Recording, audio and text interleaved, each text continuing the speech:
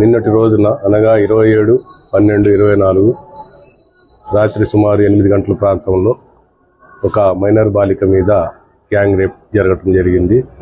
దాని మీద ఇనుకుదురు పోలీస్ స్టేషన్లో కేసు నమోదు చేసి దర్యాప్తు చేస్తూ ఉన్నాము.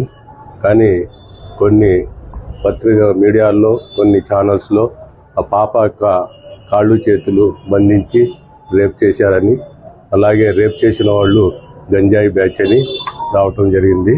కానీ అవన్నీ కూడా వాస్తవాలు కాదు.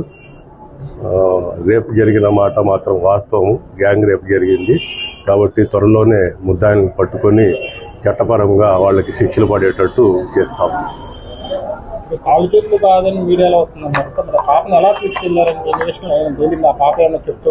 పాప కొద్దిగా షాక్ లో ఉందండి. మా ఉమ్మన్ ఎస్ఐ గారు కూడా విచారిస్తా ఉన్నారు.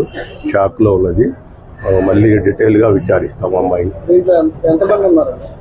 సుమారు 4 ఉండొచ్చని అనుకుంటున్నామండి. 4 మెంబర్స్. ప్రస్తుతానికి ఒక 2 అదుపులో తీసుకున్నామండి.